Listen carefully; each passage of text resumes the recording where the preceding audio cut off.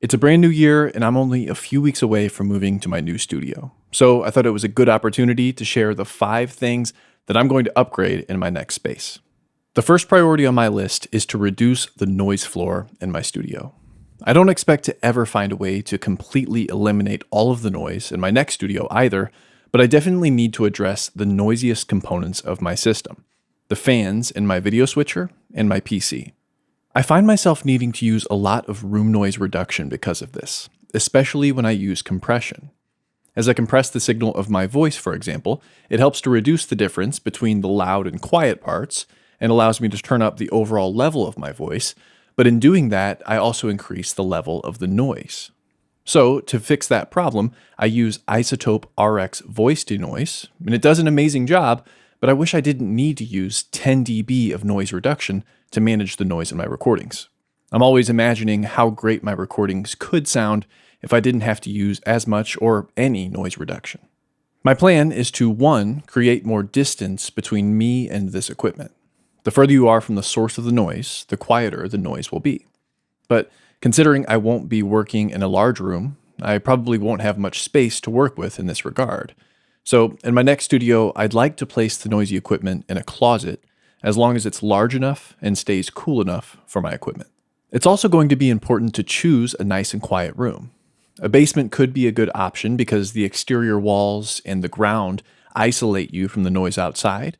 However, some basements have noisy appliances, air handlers, and furnaces that might present problems of their own. If my next basement is noisy, it may be best to choose a bedroom for my studio that has less interior noise, even if the exterior noise isolation isn't as good as it could be in the basement. In addition to the room noise that I'm experiencing in my current studio, I'll also have the occasional issue with electrical noise. I think a big part of my problem is the fact that I've exercised very poor cable management over the past few months. I'm always setting up new demos and configurations for my videos, and when I get in a hurry, it's easy for me to ignore the tidiness of the cable paths. This means that there are power cables and various other cables running in close proximity to one another. This can be a big problem in an audio studio because the signal from one cable can superimpose itself onto another cable if they're parallel over a long distance. This particular bird's nest of cables behind my equipment rack is just asking for noise to jump into my signal chain. In my next studio, I plan to get much more organized and use snakes between the various devices. That way I can keep the cables organized and maintain better isolation from electrical noise.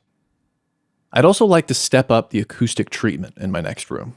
Although I do have a few DIY acoustic panels on the walls with 4 inches of rock wool each, there are still some huge problems that need to be addressed if I want a truly great sounding room. First, there's no acoustic treatment on the ceiling of my current room at all. Because there's no absorption on the ceiling, I experience a really bad room mode in the low mids at my listening position that makes everything sound boomy. There's also a lot of room for improvement when it comes to acoustics for recording instruments and vocals in my current room. I would love to have some absorption throughout the room and maybe even some diffusion along some of the walls to make my recordings sound even better. The treatment I'm talking about here won't do much, if anything, for soundproofing or isolating the sound between the outside and the inside of the room. What I'm talking about here will be an improvement on the quality and accuracy of the sound within the room. Better sound from my speakers and better recordings for my microphones. Once I start to get some acoustic treatment on the walls, I think the general feel of the studio will start to become more inspiring. And that's another thing I want to improve: the ambiance and aesthetic within the room. My current space is clearly a bedroom turned into a studio. The next studio will be too, of course, but I'd like to put more thought this time into the effect that the lighting and aesthetic of a room has on creativity. The bright overhead lighting that you'll typically find in a bedroom can make your room feel a little bit stuffy. When I think about what I love about recording studios, it's that chill vibe that grounds you.